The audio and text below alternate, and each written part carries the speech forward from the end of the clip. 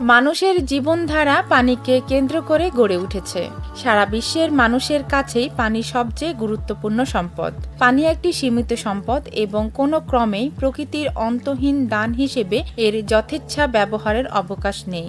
তাই সমাজের কোনো অংশের স্বার্থ বিঘ্নিত না করে পানির যথাযথ সুষম ব্যবহারের নিশ্চয়তা বিধান করা প্রয়োজন।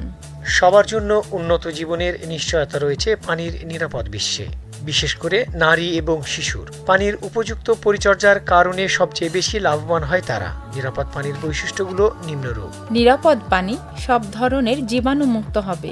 পানির রং হবে স্বচ্ছ, টলমলে ও বর্ণহীন। পানিতে কোনো প্রকার দুর্গন্ধ ও ভাসমান পদার্থ থাকবে না।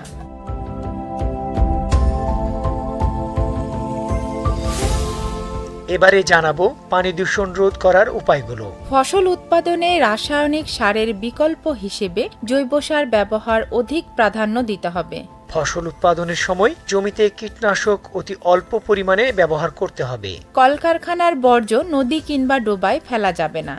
মরা ও পচা জীবজন্তু এবং জৈব আবর্জনা পানিতে না ফেলে মাটি চাপা দিতে হবে। কলেরা, আমাশয়, টাইফয়েড ও ডায়রিয়া রোগে আক্রান্ত রোগীর মলমূত্র, বিছানাপত্র ও জামা কাপড় পুকুর, খাল, বিল, জলাশয় বা নদীর পানিতে ধোয়া যাবে না। পুকুর বা নদীর পানিতে বাসনকোসন মাজা যাবে না। সবসময় স্যানিটারি ল্যাট্রিন ব্যবহার করতে হবে।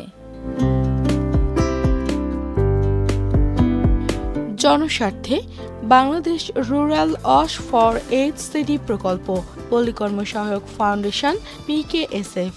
প্রচারে রেডিও মহানন্দা ৯৮.৮ FM।